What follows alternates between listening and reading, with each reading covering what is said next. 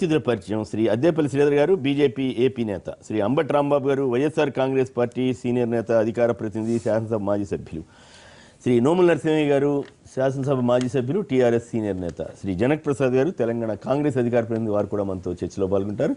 ఇక నిన్న నెల్లూరులో జరిగిన విద్యుత్ ప్లాంట్ల ప్రారంభోత్సవ సభలో ముఖ్యమంత్రి శ్రీ చంద్రబాబు నాయుడు గారిని వెంకయ్యనాయుడు గారు బ్రహ్మాండంగా ప్రశంసించారు. ఏకంగా చంద్రబాబు గారు ఏపీ సీఎం అవడం ఏపీ ప్రజల అదృష్టమని వారు వ్యాఖ్యానించిన తీరు ఆసక్తికరంగా ఉంది.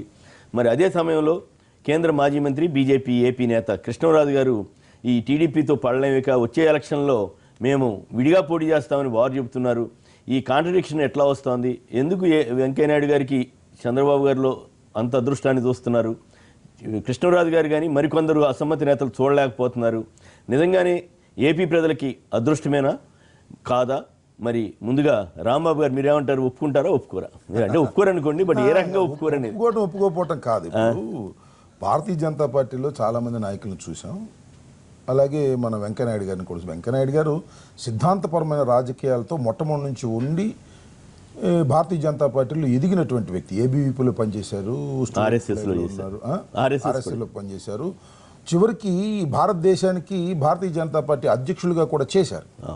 సరే, కామినేని శ్రీనివాస్ గారు అంటే అంతకుముందు పీఆర్పీలో నిలబడ్డారు, మళ్ళీ భారతీయ జనతా పార్టీలోకి టికెట్ కోసం వచ్చారు. సరే, ఆయన చంద్రబాబు నాయుడు గారు నిత్యం పొగుడుతున్నాడు, అది పెద్ద పట్టించుకోవాల్సినటువంటి అంశం కాదు.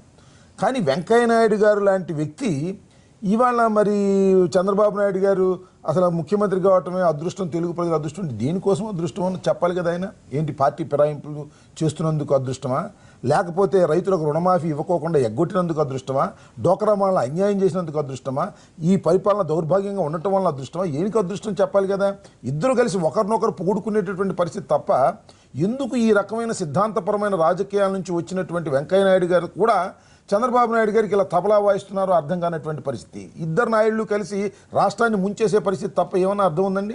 ఇంకొక విషయాన్ని కూడా డెవలప్ చేస్తున్నారు. ఇప్పుడు రైల్వేకి సంబంధించి మన రైల్వే బడ్జెట్ వచ్చిందండి. ఈ రైల్వే బడ్జెట్లో మీరు ఇంకోటి గమనించాల్సింది ఏంటంటే, విజయదశమి రోజున మోడీ గారు వచ్చి ఇక్కడ మట్టి ఇచ్చారు, ఏదో నీళ్ళు ఇచ్చారు, అది పోతే ఇంకొక విషయాన్ని ఏం చెప్పారంటే, ఆయన చట్టంలో ఉన్నటువంటి విభజన బిల్లులో ఉన్నటువంటి అన్ని చేస్తాము అన్నారు. ఏమైందండి? రైల్వే జోన్ ఏమైందండి? చేస్తారేమో, ఇంకా టైం ఉందిగా. అది సత్యదాకా ఉంటే నీ పెళ్లి చేస్తానంటే ఒకటి అట్టా ఉంది. ఎందుకు అంటే చివరిలో 5 సంవత్సరాల చివరిలో చేస్తారా?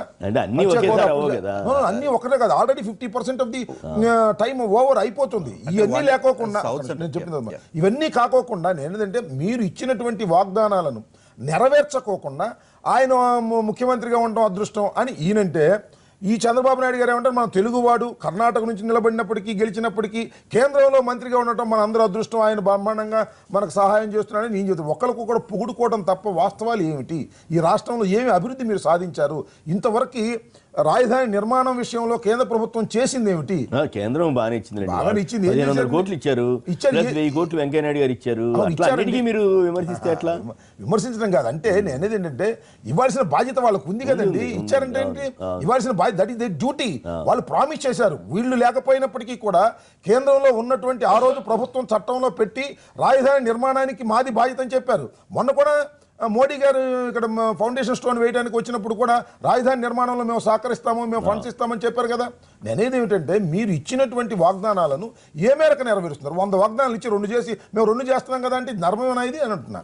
కాబట్టి నేనేదంటే, వెంకయ్యనాయుడు గారు లాంటి సీనియర్ మోస్ట్ పొలిటీషియన్, చంద్రబాబు లాంటి అవినీతికరమైనటువంటి పరిపాలన చేస్తున్నటువంటి వ్యక్తి, అవినీతికరంగా ప్రవర్తిస్తున్నటువంటి వ్యక్తి, అనైతికంగా ప్రవర్తిస్తున్నటువంటి వ్యక్తి, వాగ్దానాలను నెరవేర్చినటువంటి వ్యక్తి, అలాంటి వ్యక్తి ఈ రాష్ట్రానికి ముఖ్యమంత్రిగా ఉండటం మీ అదృష్టమని చెప్పేటటువంటి పరిస్థితికి దిగజారిపోయారు అంటే, మోడీ కన్నా చంద్రబాబు గొప్పడైన పరిస్థితికి మరి వెంకయ్యనాయుడు గారు వచ్చారంటే ఏం జరుగుతుంది ఇక్కడ? నాకు అర్థం కానటువంటి పరిస్థితి. ఏదైనా ఉంటే ధర్మంగా చెప్పమండి, అభ్యంతరం ఏమీ లేదు. ఇవాళ పార్టీ ఫిరాయింపులు జరుగుతూ ఉన్నాయి.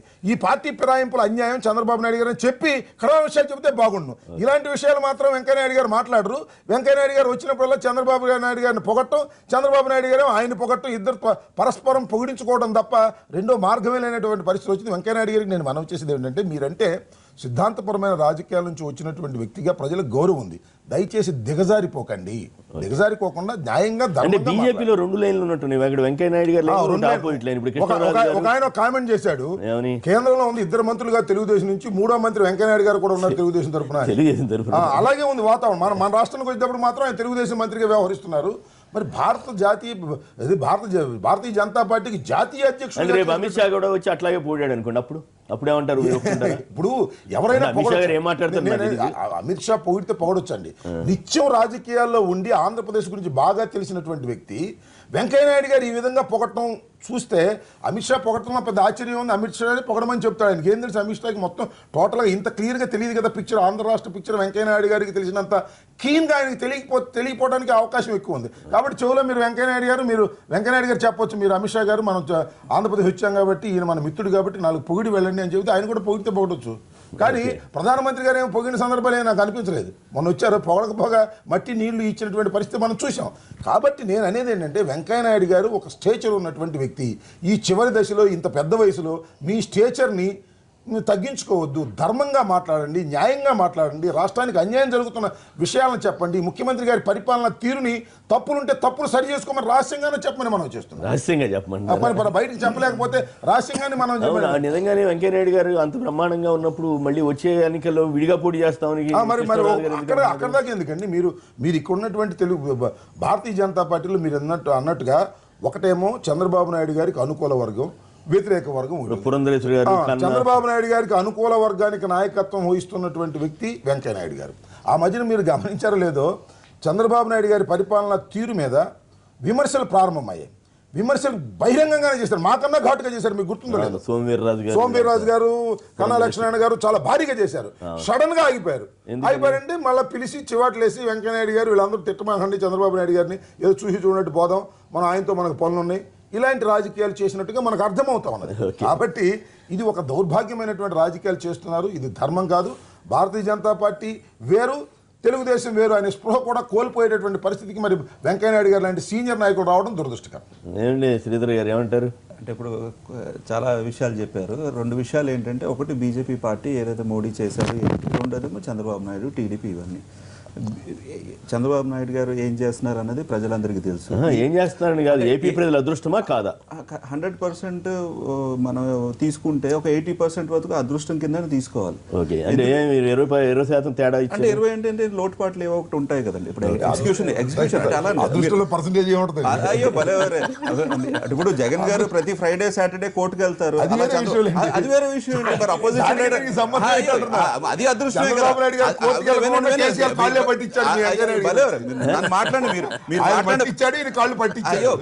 నన్ను మాట్లాడాను, మాకు అది అదృష్టమే కదా. మా అపోజిషన్ లీడర్ రోజు ఫ్రైడే సాటర్డే అది కూడా చెప్తాను. మీరు అది కూడా అదృష్టమే కదా. కేసులు లేవు కాబట్టి అదృష్టం. మరి కంపేర్ చేసినప్పుడు ఎవరితో కంపేర్ చేస్తారు అనేది కూడా చూసుకోవాలి కదా. ఇప్పుడు బీజేపీ పార్టీలు 2 వర్గాలు ఉన్నాయి, జగన్ గారి పార్టీలు 4 వర్గాలు ఉన్నాయి. For Jagan, anti Jagan, for Sharmila, anti Sharmila, 4 వర్గాలు ఉన్నాయి. అదే తెలియని మీరు మా విషయాలు ఏదో తెలియని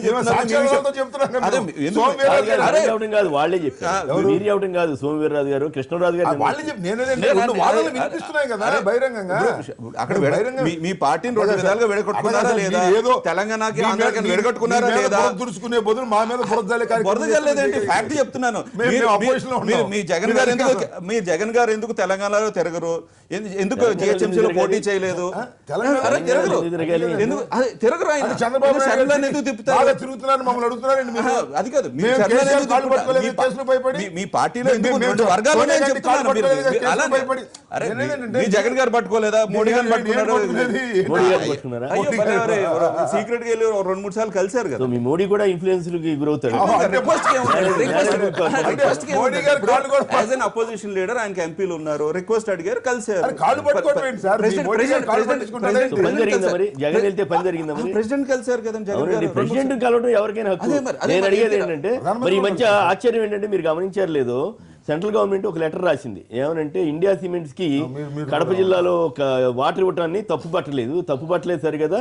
దాంట్లో అసలు ఇవ్వటం తప్పే ఉంది, విధానపరంగా ఏదో కంపెనీని అడగాలి, అది అడగనంత మాత్రమే పెద్ద ప్రమాదం కాదు, ఏపీ ప్రభుత్వం కూడా భావిస్తోందని ఇచ్చింది. అంటే అక్కడ మంత్రి తప్పు చేయలేదంట, ముఖ్యమంత్రి తప్పు చేయలేదంట, ఐఏఎస్ ఆదిత్యనాథ్ దాస్ తప్పు చేయలేదంట. మరి సిబిఐ అట్ట కేసు పెట్టింది జగన్ మీద. ఇప్పుడు అది సెంట్రల్ గవర్నమెంట్ ఒకవేళ జగన్ ఇన్ఫ్లుయెన్స్ చేశాడా లేదా వాళ్ళే రాశారా? అంటే ఇప్పుడు మీరు చెప్పిన దానికి నాకు కులంకషంగా తెలుసు. జగన్ గారి ఇష్యూస్ లో ఎలా ఉన్నాయంటే అండి, కొన్ని బిజినెస్ కోసం లేదా ఇండస్ట్రీ కోసం కొన్ని ఇన్సెంటివ్స్ రాజశేఖర రెడ్డి గారు ఇచ్చారు. అక్కడ ఇష్యూ ఏం జరిగిందంటే రాజశేఖర్ గారు అబ్బాయి అవడం వల్ల జగన్ గారు ఏదైతే ఫైనాన్షియల్ బెనిఫిట్స్ కానీ ఫైనాన్షియల్ గా ఇన్వెస్ట్మెంట్ బెనిఫిట్ లేదని సెంట్రల్ గవర్నమెంట్ రాసింది. రాసిన తర్వాత అంటే పెట్టుబడి పెట్టడం తప్ప, పెట్టుబడి పెట్టుకోవద్దు. రెండు ఉన్నాయండి. నీళ్లు ఇవ్వడం అనేది తప్పు కాదు, నీళ్ళు ఇవ్వడం తప్పు కాదని చెప్తున్నారు. నీళ్ళు ఇచ్చినందుకే కదా పెట్టుబడి పెట్టారని మీరు అభియోగం మోపినప్పుడు ఆగలేదు కదా. ఇండియా సిమెంట్స్ 2-3 ఉన్నాయి. వ్యాట్ ఎగ్జామ్షన్, ఈ 3 కాదు ఈ కేసే ఉంది అక్కడ ఇండియా సిమెంట్స్. అంటే ఉదాహరణకు ఒకేలా నేను అడిగేది ఏమంటే మోడీ గారిని కలిశారు కదా, ఏమైనా మేనేజ్ చేశారా అని అడుగుతున్నది. ఇప్పుడు మైన్స్ అలాట్ చేశారు, మోడీ మేనేజబుల్ అనే మాట మాట్లాడుతున్నారు, తెలిసి మాట్లాడుతున్నారు, తెలిసి రెగ్యులర్ గా అంటారు కదా. వారు కూడా అంకే యాక్సెప్ట్ చేస్తే ఏం చేయాలి? యాక్సెప్ట్ చేయడం అంటే రిక్వెస్ట్ మోడీ గారు కూడా మేనేజ్ చేసుకోవచ్చు. జగన్ గారు వెళ్ళి మోడీ గారు మేనేజ్ చేస్తున్నారు అనే మాట ఆయన అంటే మేము ఏం చేయాలా? మీరు అలా అనుకోండి. కేసుల కోసం వెళ్ళాడని కలిశారు కదా, మోడీ గారు కాళ్ళు పట్టుకున్నారు అని అనే మాట మాట్లాడితే మోడీ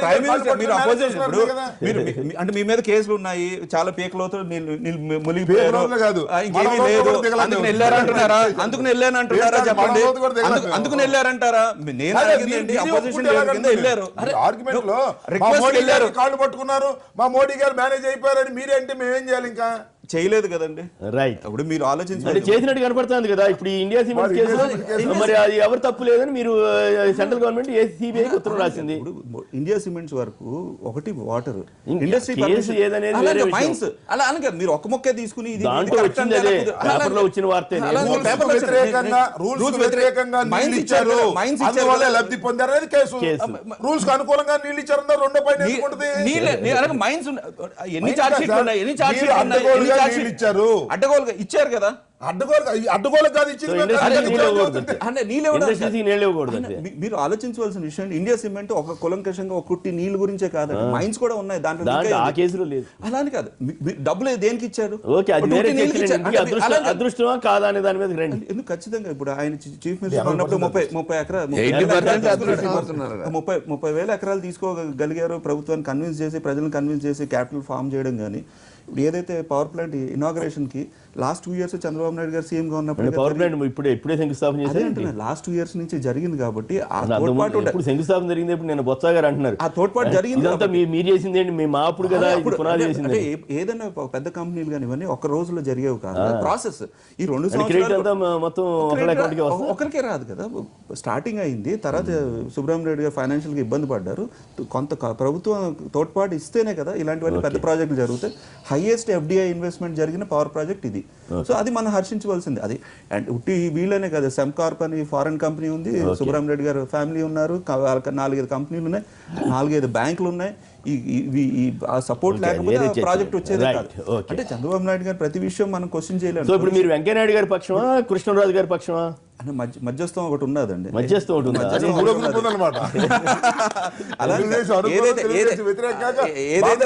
ఏదైతే మంచి చేస్తున్నారో చంద్రబాబు నాయుడు గారు మేము సపోర్ట్ చేస్తాం. మాకు వ్యతిరేకంగానే ప్రజలు అసలు అంటే ఇప్పుడు ఇసుక ఫ్రీగా ఇస్తానన్నారు, మంచిదే కదా.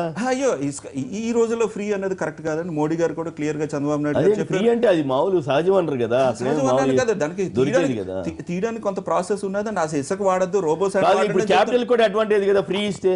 అదే ఇప్పుడు వాళ్ళకి ఒక కాంట్రాక్ట్ ఫిక్స్ చేశారు 3,000, దాని మీద సర్చార్జ్ అని చెప్పి 300 3,300 చిల్లర ఇచ్చారు, 3,350 ఇచ్చారు. వాళ్ళకి ఇసుక ఫ్రీ ఇవ్వనవసరం లేదండి. అదేంటిది? ఇవ్వకూడదు. నేను అంటున్నాను కదా, ఇవ్వకూడదు. ఇసుక రేట్ కూడా పరిగణలో తీసుకుని ఇచ్చారా? లేకపోతే లేనప్పుడు పరిగణలోకి తీసుకుని ఇచ్చినట్టే కదా. అప్పటికి లేదు కదా. అప్పుడు లేదు కాబట్టి 3,350 అనేది చాలా అత్యధికమైన రేటు.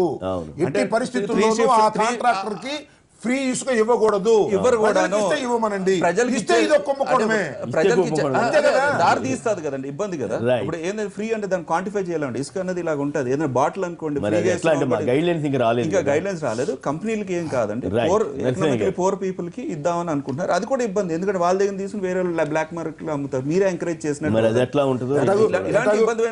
స్థలం ఫ్రీగా ఇస్తున్నారు తాత్కాలికమైనటువంటి సెక్రటేరియట్ కి, ఇసుక ఫ్రీ అనేది ఎక్కడ లేదు. ఇప్పుడు అది చేరిస్తే ఇదో కుంభకోణం, దానిలో కొన్ని 100 కోట్లు కాజేసేటువంటి ప్రయత్నం చేస్తున్నారు. ఇవన్నీ కూడా ప్రయత్నం చేస్తున్నా వెంకయ్య నాయుడు గారికి ఇది అదృష్టంగాను గొప్పగాను దేశంలోనే ఇది తాత్కాలిక. అంటే ఇప్పుడు ఆ బిల్డింగ్ ఏమి మాయమైపోండి, ఆ బిల్డింగ్ వేరే పర్పస్ వాడుకుంటారు. ఒకటి ఆ బిల్డింగ్ 3 షిఫ్ట్లు కడుతున్నారు. 24 గంటలు కడతారు. నాకేం అభ్యంతరం లేదు, 24 గంటలు కడతారు. కానీ 3,350 రూపాయలు పెట్టి స్క్వేర్ ఫీట్ స్థలం ఇచ్చి ఈ భారతదేశంలో ఎవరైనా కట్టారా? ఎవరు మీరు మరోలా అనుకోకపోతే ఏపీఐసిసి చైర్మన్ గా ఉన్నప్పుడు 20% రాజధాని 0.1% ఎలా తెచ్చారు? కుంభకోణం జరిగిందంటారు కదా మీరు. జరిగిందా లేదా? ఆ రోజు సిచ్యువేషన్, మీ పేరేంటి? ఆ రోజు సిచ్యువేషన్ పార్టీ ఫిరాయింపుల్ని ప్రోత్సహించలేదా? అందుకని 24/7 కన్స్ట్రక్షన్ చేస్తున్నారు. బీజేపీ వైఖరి 3,350 రూపాయలు రేవంత్ రెడ్డి గారు నిన్న అంత ఘాటుగా ఇచ్చాడంటే చచ్చిన వాళ్ళతో సమానం ఈ ఫిరాయింపులు. ఆయనకి ఇబ్బంది పడుతున్నారు, చచ్చిన వాళ్ళతో సమానం, రాజీనామా చేయాలి, బతికిన వాళ్ళతో సమానం, తగ్గిపోయింది. చచ్చిన వాడితో సమానం. చేర్చుకునేవాడు, చేర్చుకోవడానికి ప్రోత్సహించేవాడు వాడు ఎలాంటి వాడు చెప్పాలి కదా. అది కాదు, ఈయన పాత పార్టీ కూడా చేర్చుకున్నారు, ఇప్పుడు ఉన్న పార్టీ కూడా చేర్చుకున్నారు.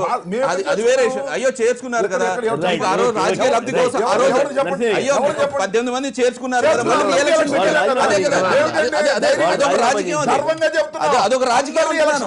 అదే అదొక రాజకీయం, రాజీనామా చేయించినప్పుడు మనం తప్పు అదొక రాజకీయం అంటున్నారు. ఈరోజు నరసింహయ్య గారు ఇప్పుడు శ్రీనివాసరావు గారు మనం ఆలోచించాల్సింది ఒకటి, వాళ్ళిద్దరూ కలిసి ఎన్నికలలో పోయినారు, కలిసి అధికారాన్ని సంపాదించుకున్నారు, రాష్ట్రంలో కేంద్రంలో పంచుకున్నారు.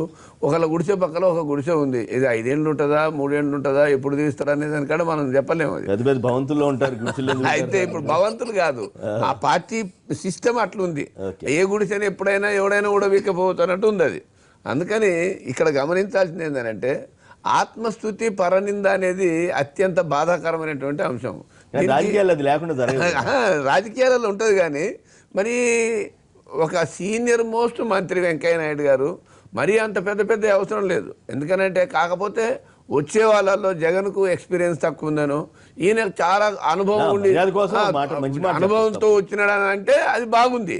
కానీ ఈయన అదృష్టం అని అంటే ఎవడు అదృష్టము? బాబు వస్తే జాబ్ వస్తుంది అన్నారు, మరి జాబ్ వచ్చిందా? బాబు వచ్చిండు. అందుకని మాటలకు చేష్టలకు అంత పొందిగా ఉండేటువంటి పవిత్రాలు ఉండాలి. ఆ క్రమంలో ఆ మీటింగ్లో అది కాదు మాట్లాడాల్సింది. ఆ రకంగా పోవడం అనేది అది దాన్ని ఒక రకమైన ఏంటంటే ప్లీజింగ్ అన్నట్టు. మా యూనివర్సిటీ భాషలో చెప్పాలంటే చెంచాగిరి. ఆ చెంచాగిరి చేయాల్సినటువంటి అవసరం లేదు, ఆయన సీనియర్ మోస్ట్ మంత్రి.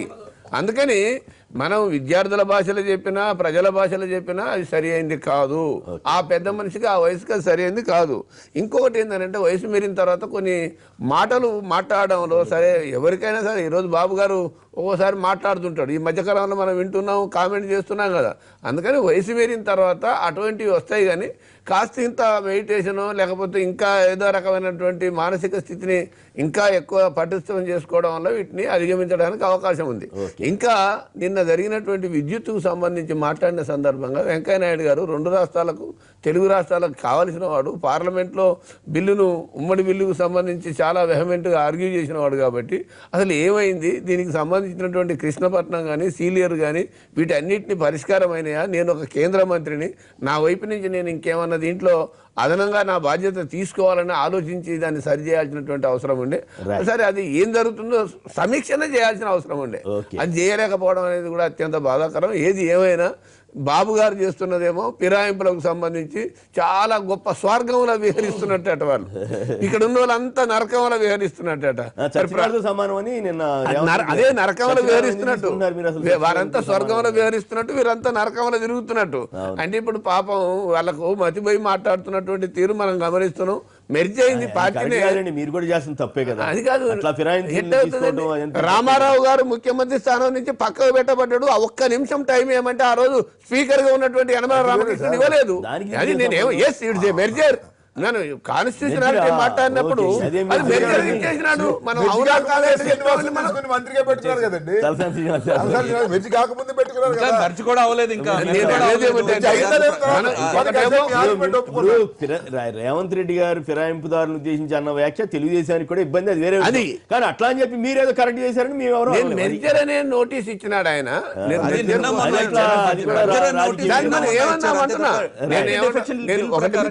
ఒకటే చెప్పేది, గొంగట్ల అన్నం పోసుకొని తింటే బొచ్చు వస్తుందని ఏరేసుకునేటువంటి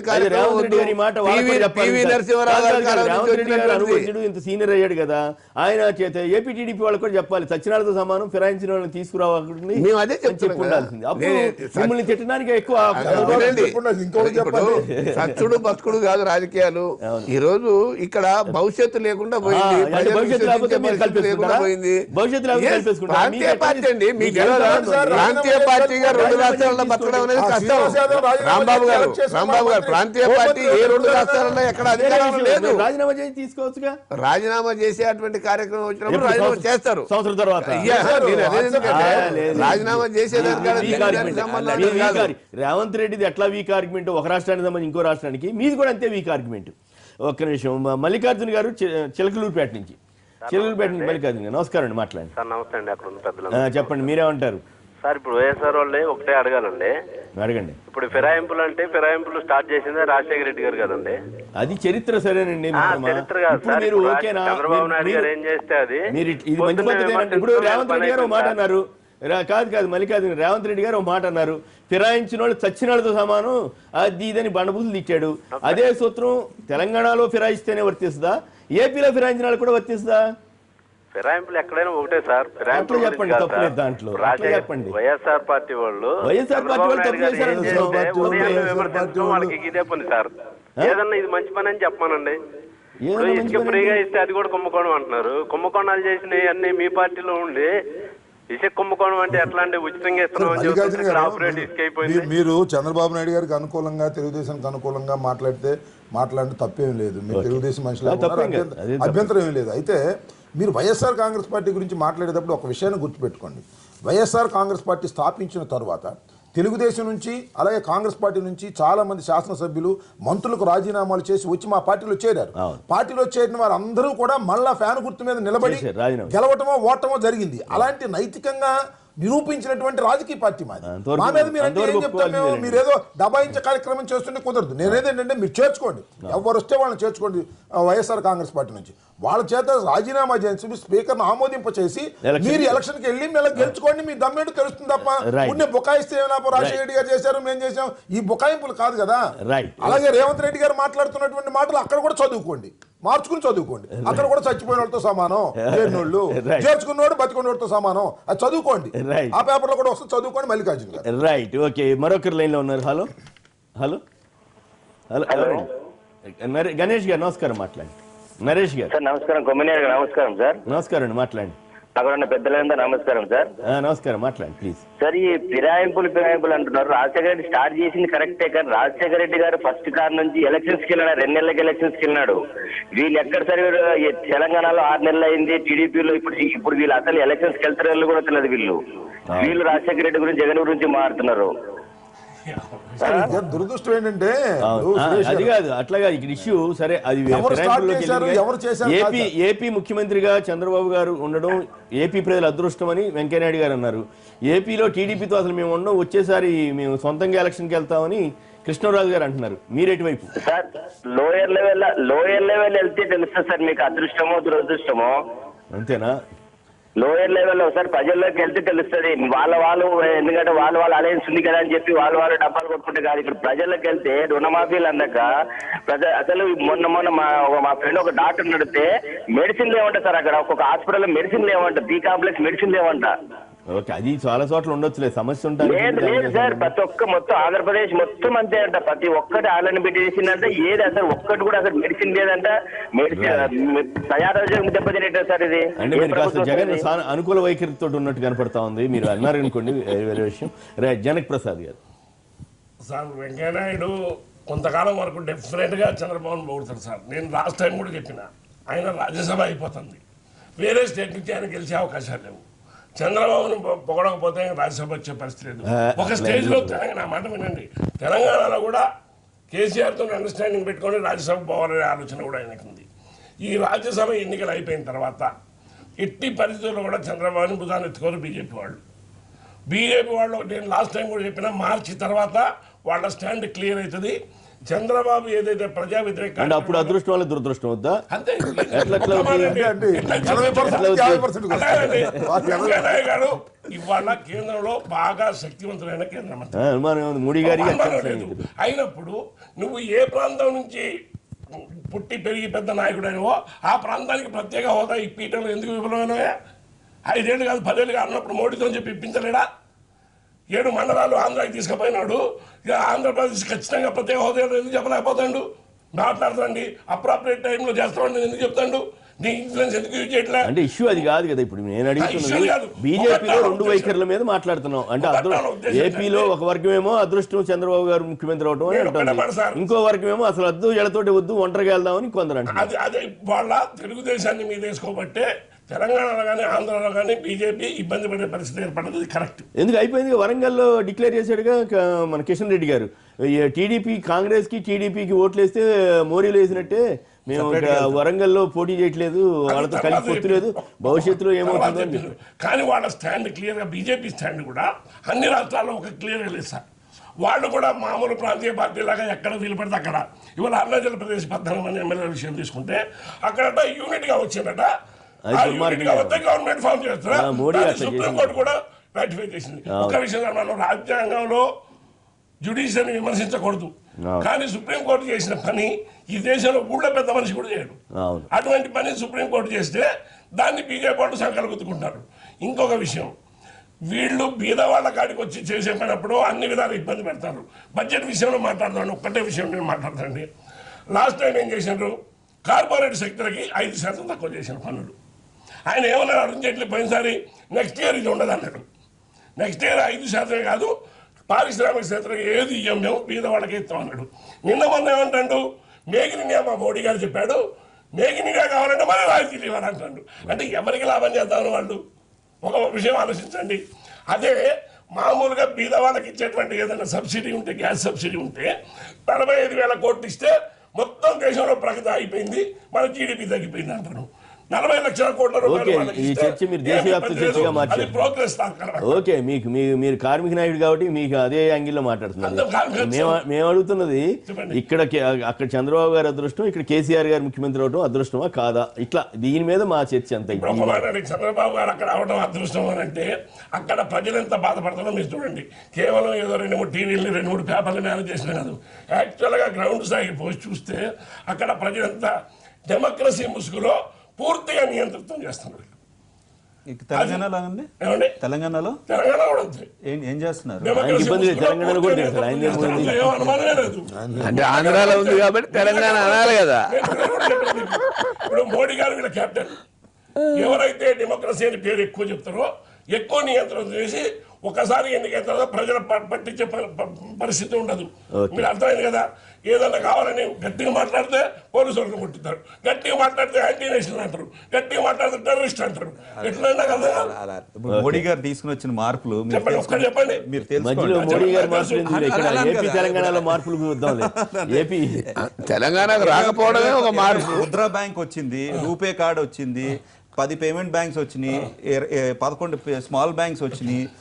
ఏదైతే కార్పొరేట్ సెక్టర్ లో ఉన్నదో మొత్తం విధి విధానాలన్నీ కూడా మార్చారు. మేక్ ఇన్ ఇండియా కాన్సెప్ట్ ప్రకారంగా ఈ రోజు తెలంగాణలో ఏరోస్పేస్ ప్రాజెక్ట్స్ కానీ డిఫెన్స్ ప్రాజెక్ట్స్ కానీ ఇవి రావడానికి అదే కారణం.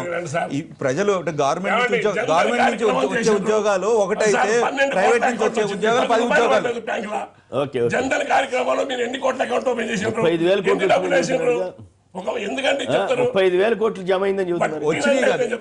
మీరు అలా ఒట్టిగా అంటే అలాగండి. ఇదిగో మీరు ఇలాగ అంటారని చెప్పి కాగితం కూడా తెచ్చాను విత్ ప్రూఫ్. ఇది క్లియర్ గా కనబడుతుంది. అంటే మీరు అన్న డబ్బులు వెళ్ళలేదు అంటున్నారు కదా, ఇంకో వెళ్ళిన డబ్బులు ఏదైతే కార్పొరేట్ కోట్ల ఖాతాలు చూపిస్తారు. అరే ఇప్పుడు దానికి సిస్టమ్ ఉండాలి కదా, అనకూడదు కదా. కాదు ప్రతి అకౌంట్ లోకి ఒక 8 లక్షలు 5 లక్షలు 15 లక్షలు ఇస్తామని అన్నారు కదా. స్విట్జర్లాండ్ నుంచి డబ్బులు తీసుకొచ్చేసి కాంగ్రెస్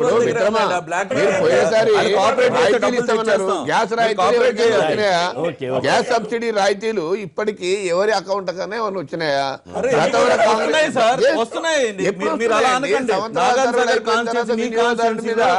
పన్నెండు నుంచి మళ్ళీ 10 కుదించినారు. మనం ప్రైవేటైజేషన్ వైపు పోయి రాయితీలన్నింటినీ తీసేసే క్రమంలో ఉన్నాము. అది మర్చిపోతే ఎట్లా అవుతుంది? ఇంకొక విషయం సార్, గతంలో డిస్ఇన్వెస్ట్మెంట్ చేసేవాళ్ళు కొంచెం 20% 10%. మోడీ గారి కాన్సెప్ట్ ఏంటంటే సోల్డ్ అవుట్. బిహెచ్ఎల్ లాంటి పెద్ద సంస్థని తెగనమ్మడానికి సిద్ధపడ్డారంటే ఇంకొకటి పార్లమెంట్ లో ఆయన మాట చెప్పారు, ఇప్పుడు దాకా డిస్ఇన్వెస్ట్మెంట్ జరగలేదు. అరే యూపీఏలో జరిగింది, ఇంకా మీరు అవే చెప్పుకుంటున్నారు. ఇప్పుడు ఏం జరిగింది అండి? ఎక్కడ జరిగింది? హోటల్స్ తీసేద్దాం ఏం మాట్లాడతారు? ఇప్పుడు ఒక పెద్ద ప్రాజెక్ట్ డిస్ఇన్వెస్ట్మెంట్ జరిగిందండి ఈ 2 సంవత్సరాల్లో. కోల్ ఇండియాలో డైరెక్ట్ కోల్ మైన్స్ అన్ని కూడా మీరు ఓపెన్ టెండర్ లో ఇచ్చారు. Right, okay. ఇప్పుడు తెలంగాణలో డబుల్ బెడ్రూమ్ ఇళ్ళని ధనికుల ఇళ్లతో సమానంగా కట్టాలని కేసీఆర్ గారు అంటున్నారు. నిజంగానే అది చాలా ఉదాత్తమైనటువంటి ఆశయం అయినప్పటికీ కూడా ఆచరణలో అది సాధ్యమేనా? మరి ఇప్పుడు చాలా చోట్ల స్థల సమస్య వస్తుందని వార్తలు వస్తున్నాయి.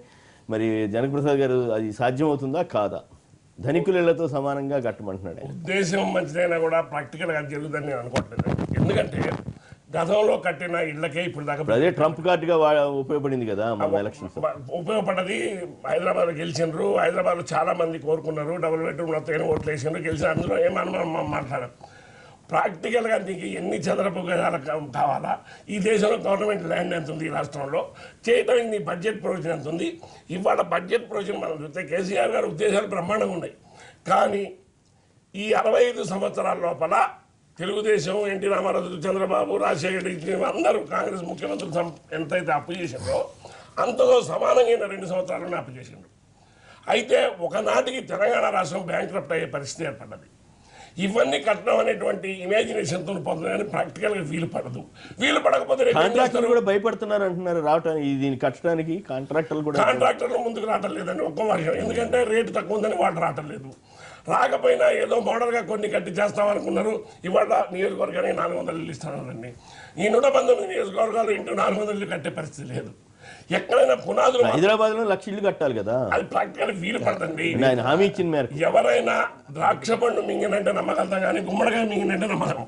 కాబట్టి ఇవాళ నీ బడ్జెట్ ప్రొవిజన్స్, నీకున్న సర్కంఫరెన్స్, నీకున్న ఇన్ఫ్రాస్ట్రక్చరు వీలు పడే పరిస్థితి లేదు.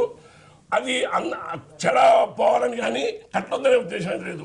కట్టగలిగితే మంచిదే, కానీ ప్రాక్టికల్ వీలు పడదు. ఈ ప్రాబ్లమ్స్ అంటే ఎందుకంటే ఇప్పుడు ఎస్సీ ఎస్టీ స్కీమ్ ఏదైతే ఉన్నదో అండి అదే ఫెయిల్ అయిపోయారు కదండి. ఇప్పుడు ఏదైతే ల్యాండ్ 3 ఎకరాలు ఇస్తున్నారో 1 ఎకరా ఇస్తే ఇదివరకు 1 ఎకరా ఉండేది. ఎస్టీకి ఏదైనా గవర్నమెంట్ ల్యాండ్ ఆక్యుపై చేసిన ఫారెస్ట్ ల్యాండ్ రెగ్యులరైజేషన్ అప్పుడు ప్రభుత్వాలు చేసింది.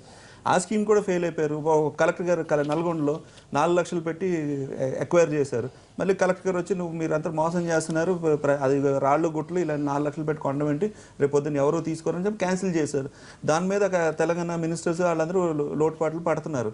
అంటే ఏదైతే నువ్వు ప్రామిస్ చేసావో ఎస్సీ ఎస్టీకి ఏదైతే యావత్ తెలంగాణలో ఇస్తానని అదే ఫెయిల్ అయిపోయారు. ఆయన ఇప్పుడు దాకా నాకు తెలిసిండి ఒక 20 మంది 50 మందికి 2 దఫాలు ఇచ్చారండి. ఆ తర్వాత దాని గురించి మాట ఎత్తలేదు. ఈ డబుల్ బెడ్రూమ్లు కూడా ఏంటంటే ఇప్పుడున్న రాజకీయ పరిస్థితి కానీ ఫైనాన్షియల్ పొజిషన్ కానీ ఆయనకున్న కేపబిలిటీలో జరగదు. ప్రజలు మోసగించడానికి 100-50 కట్టగలరు తప్ప ఏదైతే ప్రజలు ఆశిస్తున్నారో, ఏదైతే ఆయన డెలివర్ చేస్తానో, ఏదైతే ఇస్తానో అది జరగదు.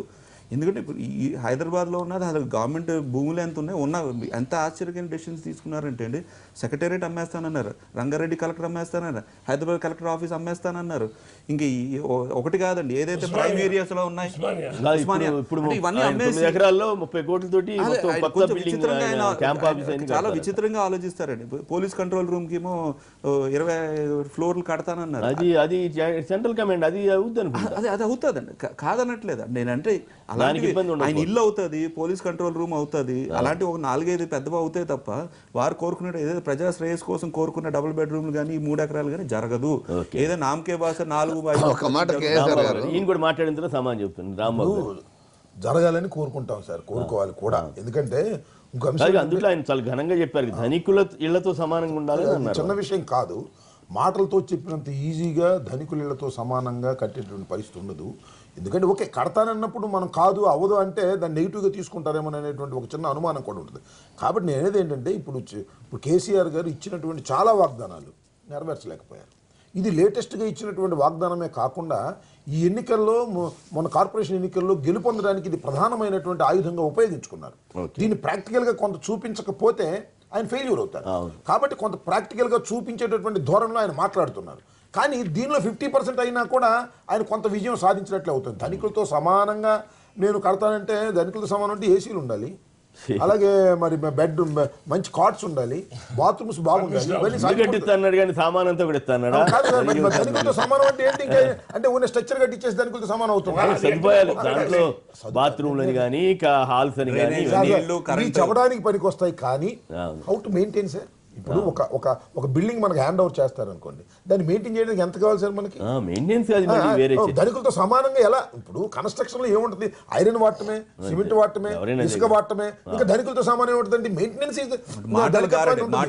తప్ప. నేనేదంటే ఓకే ధనికులతో సమానం కాకపోయినా ధనికులతో సమానం అంటే అదే కదా. ధనికులతో సమానం అంటే ఏంటి సార్? అంటే ధనికులతో సమానం అంటే ఇంకా ఎలా కడతారు? నేనేదంటే ధనికులతో సమానం అనే మాట ఆయన వాడటం ఉన్నదే అది చాలా వివాదాస్పదంగా తయారయ్యే అవకాశం ఉన్నది. ఎంత బ్రహ్మాండంగా కట్టినా ధనికులతో సమానంగా కట్టలేదనే మాట చివరికి మిగులుతుంది. మంచి ఇళ్ళని, సామాన్యుడు అందుబాటులో ఉండే ఇళ్ళని, వాళ్ళు మెయింటైన్ చేసుకునే శక్తివంతమైనటువంటి ఇళ్ళని కట్టి ఇవ్వగలిగితే కేసీఆర్ గారు చాలా విజయం సాధించేవాడు అవుతారు. అనుకున్న దానిలో 50% చేసినా కూడా విజయం సాధించేవాడు. 50% రాయితీ ఇచ్చేసారు. మాట్లాడడానికి ముందుగా ఎర్రగొండపాలెం నుంచి భాస్కర్ గారు లైన్ ఉన్నారు. భాస్కర్ గారు నమస్కారం, మాట్లాడండి. నమస్కారం సార్. నమస్కారం, మాట్లాడండి. అక్కడకున్న పెద్దలందరికీ నా నమస్కారం. మాట్లాడండి ప్లీజ్ సార్. ధనికులతో సమానంగా వీళ్ళ పేదలకు ఇల్లు కట్టాలంటే 5 లక్షల రూపాయలు ఇస్తామన్నారు సార్. 5 లక్షల రూపాయలతో డబల్ బెడ్రూమ్ కట్టి బాత్రూమ్లని, కిచెన్ రూమ్ అని, ఈ వరండాలని అది సాధ్యమైన పని కాదు సార్. పైగా ఇప్పుడు రాంబాబు గారు ఏసీ కూడా పెట్టండి అంటున్నాడు. అంటే స్థలం అంటే ఇలాగ చెప్పండి, కంప్లీట్ చేయండి మిత్రమా. సార్ అయితే ఇంకోటి ఏంటంటే సార్, ఒక విషయం సార్, మీరు ఏమనుకోకుంటే ఇప్పుడు మాకు ఇది ప్రకాశం డిస్టిక్ కు దొనకొండ వచ్చిన రాజధాని శివరామకృష్ణ కమిటీ మొత్తం ఇక్కడ పంచుకుంటారంటే దాన్ని తీసుకుపోయి అక్కడ పెట్టారు. ఇంకోటి అమరావతి, వైజాగ్ అని, నెల్లూరు అని చెప్పేసి మా రాయలసీమ 4 జిల్లాల వాళ్ళకు చాలా ద్రోహం చేసింది. దొనకొండకు పారిశ్రామికంగా ఎటువంటి ఒక చెత్త కంపెనీ కూడా పెట్టడం లేదు సార్. ప్రత్యేకంగా అక్కడ ఉండే వాళ్ళకు ఈ అమరావతి అని, రాజమండ్రి అంటాడు, విశాఖపట్నం అంటాడు, చిత్తూరు అంటాడు. ఐఐటి తీసుకుపోయి చిత్తూరులో పెడితే మాకేం లాభం సార్? సిద్ధారాఘవరావు గారు దోనకొండ గురించి ఇండస్ట్రియల్ పార్క్ తీసుకుని వస్తున్నారు. కర్నూలు దగ్గర, అనంతపూర్ దగ్గర, ఇంకో మరో చోట ఎయిర్పోర్ట్లు వస్తున్నాయి. ఫైనలైజ్ చేశారు కదా. దోనకొండ కూడా ఇండస్ట్రియల్ ఎస్టేట్ వస్తుంది. సిద్ధారాఘవరావు గారు డైరెక్ట్ అడిగారు, దోనకొండ నుంచి అద్భుతమైన రోడ్లు వస్తున్నాయి, మన కృష్ణానదిలో కింద నుంచి సొరంగ మార్గం వస్తుంది. ఇవన్నీ ఎప్పుడు sir? Double bedroom double bedroom కనపడినప్పుడు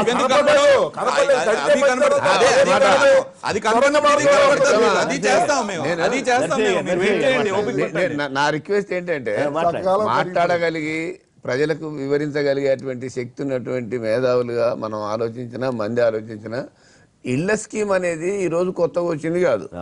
దాదాపుగా విజయభాస్కర్ రెడ్డి గారి కాలంలోనే 1000 రూపాయలు ఇచ్చేసి పై కప్పు కోసం తెచ్చుకొని మీరు గోడలు పెట్టుకోమని చెప్పినటువంటి స్కీమ్, దాని తర్వాత రామారావు గారు, దాని తర్వాత వైఎస్ఆర్ గారు వచ్చిన తర్వాత ₹1 వచ్చి 5,000 నుంచి 50,000 దాకా వచ్చింది. కానీ ఈరోజు ఒకటి మనం గమనించాల్సింది ఏంది, అర్హులైన వాళ్లకు ఇల్లు కట్టిస్తామని అంటే దాని మీద కోడిగుడ్డు మీద ఈకలు వీకే కార్యక్రమం కాకుండా నేను ఏమంటున్నానంటే ఇంతకాలం కొనసాగుతుంది. నేను చెప్పేది అది, ఒక ఈ స్కీమ్ అనేది ఏ రోజైతే వచ్చిందో రామారావు గారి కాలం నుంచి వచ్చింది, ఇంకా కొనసాగుతుంది, కొనసాగాల. కానీ దానివల్ల 1,50,000 పెట్టి ఇల్లు కట్టుకుంటే 50,000 మనం ఇంటికి మంజూరు ఇస్తే ₹1,00,000 పైన అప్పుల పాలై జీతాల పాలైన వాళ్ళు మనం అందరినీ చూసినాం. కరెక్ట్. ఇప్పుడు ఏసీ కూడా పెట్టిస్తేనే ధనికులు ఇల్లు అవుద్దని రాంబాబు గారు సార్ నన్ను కంప్లీట్ చేయనియండి. అందుకే అర్హత కలిగిన ప్రతి వాడికి అవకాశం ఉన్న ప్రతి చోట ఇల్లు కట్టించేసి పేదలకు వాడికి డబ్బులు ఖర్చు కాకుండా ఉండడం కోసం అన్ని రకాలుగా విద్యుత్తుతో సహా శానిటేషన్ తో సహా పూర్తి స్థాయిలో ఇవ్వాలనే ఆలోచన ఉంది. అది తప్పవుతుందా? ఇంకోటి కూడా ఈ స్కీమ్ ఈ రోజు మొదలైంది, ఈ రోజే పోతుందా? రాంబాబు గారు చెప్పింది నిజం, ఇది మొదలవుతుంది. 100% మేము పూర్తి చేస్తామని చెప్పాడు కాదు, మేము పూర్తి చేస్తున్నాము కాదు, మేము మొదలు పెట్టాం, పూర్తి చేస్తాం. మేము 2019లో కూడా మేమే ఉంటాం కాబట్టి పూర్తి చేస్తామని చెప్తున్నాం. అంటే ఆ దమ్ము ధైర్యం ఎవరికైనా ఉందా? 2019లో కూడా మేమే ఉంటాం కాబట్టి చేస్తామని చెప్తున్నాం. మేము నీళ్లు ఇవ్వకపోతే, ఇంటింటికి నీళ్లు ఇవ్వకపోతే మేము ఓట్లు అడగను అని చెప్పిన ఏ ముఖ్యమంత్రి అన్నాడా? అందుకోసమని దమ్ము ధైర్యం ఉంది కాబట్టి చేస్తామంటున్నాడు. మైండ్ బ్లాక్ అయ్యి అపోజిషన్ పార్టీలు అడగలుగా మాట్లాడితే చెప్పగలేదే ఉందండి. అందుకని నేను ఏమంటున్నానంటే మీరు అంటున్నారంటే మా జనకరు నిజంగా కూడా కాంగ్రెస్ పార్టీకి ఆయన మొయ్యరాని భారమే. 12% ట్రైబల్స్ కి రిజర్వేషన్ ఇస్తారని ఇచ్చిండా? హైదరాబాద్ లో మేము అంతా ఊడగొట్టి అలగొట్టి, వరంగల్ ఊడగొట్టి, అంతా ఊడగొట్టాక కూడా ఎందుకు రేపు మళ్ళీ సీఎం గారి తత్వం చెప్తున్నాం. సీఎం గారి తత్వం ఏంటంటే ఆ రోజు చెప్తారు, జరుపుకుంటారు, మళ్ళీ గెలుస్తాం సార్. జనకర్ గారు మళ్ళీ గెలుస్తాము. మీరు మొత్తం మళ్ళా మీ పార్టీ, మీరు శాసనసభ పక్షమే మొత్తం కనుమరుగైపోద్ది. సరే, డబుల్ బెడ్రూమ్ ఇస్తా ఉంటారు. ఇప్పుడు ఈ డబుల్ బెడ్రూమ్ కూడా అంటే ఒక నిమిషం జనక, డబుల్ బెడ్రూమ్ కూడా సెంట్రల్ గవర్నమెంట్ ఫండింగ్ ఉన్నదండి. అర్బన్ హౌసింగ్ అదే కదా, దాంట్లో సగం డబ్బులు మేము ఇచ్చినవే. అంటే ఇప్పుడు వారు చేసేది ఏంటంటే సద్వినియోగం చేసుకోమంటున్నాం. ఏదైతే ఫండ్స్ వచ్చేది ఆ సగం డబ్బులు మేమే కట్టిందా చెప్పండి ముందెందుకు? డబ్బులు ఏం చేస్తారని భయం కదా. మాకు ఒక గది ఉంది ఎలాగా, కానీ ఆ డబ్బులు ఎలా చేస్తారని భయపడుతున్నాం. డబ్బులు సరిగా చేస్తే పర్లేదు. బీజేపీ ప్రభుత్వం కంటే కూడా పర్టికులర్ గా అన్ని రకాలుగా ప్రజలకు అధికారం ఉన్న రాష్ట్రాల, బీజేపీ అధికారం ఉన్న రాష్ట్రంలో ఇంతకంటే చేసిన మనగాడు ఎవడన్నా ఉన్నాడో చెప్పమని చెప్పేసి అడుగుతున్నాం. మేము ఈ కార్యక్రమాలు మీరు ఎవరైనా చేసినా చెప్పమని అడుగుతున్నాం. ఓకే, ఇబ్బంది ఏముంది? మీరు సవాలు విసిరితే ఎవరు సమాధానం చెబుతారు? నరసింహయ్య గారు ఇంతకీ కట్టి చూపించండి, సంతోషిస్తారు అందరూ. అద్దేపల్లి శ్రీధర్ గారు, అంబటి రాంబాబు గారు, నోముల నరసింహయ్య గారు, జనక్ ప్రసాద్ గారు, అందరూ కూడా ధన్యవాదాలు. ఇది నేటి వార్తా విశ్లేషణ కార్యక్రమం.